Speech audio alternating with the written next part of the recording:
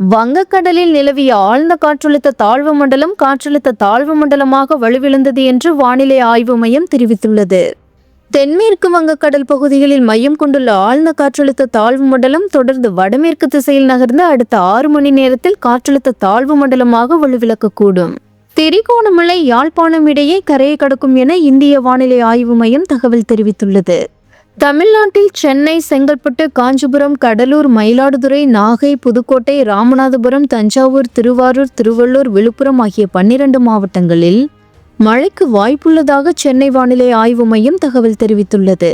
இந்திய வானிலை ஆய்வு மையம் வெளியிட்டுள்ள தகவலின்படி தென்மேற்கு வங்கக்கடலில் வடகிழக்கு இலங்கை கடற்கரைக்கு அப்பால் திரிகோணமலைக்கு கிழக்கே வடகிழக்கே சுமார் 50 கிலோமீட்டர் தொலைவிலும், இலங்கையின் மட்டக்களப்பிற்கு வடக்கே 120 கிலோமீட்டர் தொலைவிலும், காரைக்காலுக்கு தென்கிழக்கே 310 கிலோமீட்டர் தொலைவிலும், சென்னைக்கு தெற்கே தென்கிழக்கே 490 கிலோமீட்டர் தொலைவிலும் ஆழ்ந்த காற்றழுத்த தாழ்வு மண்டலம் நிலை கொண்டிருந்தது என தெரிவிக்கப்பட்டுள்ளது.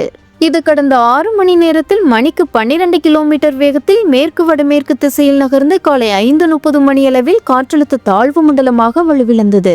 இது தொடர்ந்து மேற்கு வடமேற்கு திசையில் நகர்ந்து இன்று பிற்பகல் திரிகோணமலை மற்றும் யாழ்ப்பாணத்திற்கு இடையே வடக்கு இலங்கை கடற்கரையை கடக்க வாய்ப்புள்ளது என்று இந்திய வானிலை ஆய்வு மையம் தெரிவித்துள்ளது.